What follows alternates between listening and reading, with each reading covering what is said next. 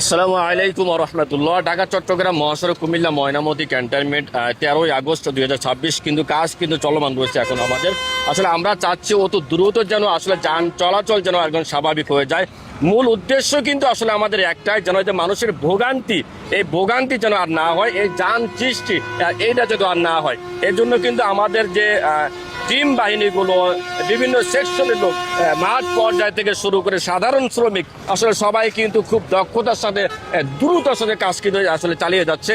আমাদের মূল উদ্দেশ্য কিন্তু একটাই, এই যে যান চলাচল এইটা যেন আসলে স্বাভাবিক হয়ে আসে, যাতে মানুষের ভোগান্তি আসলে এইটা যেন কমে যায়। কারণ এই ভোগান্তি কিন্তু খুব কষ্টদায়ক, আমরা জানি, কারণ গাড়িতে বসে থাকা খুবই কষ্টদায়ক। এই জন্য আমাদের কিন্তু দিন রাত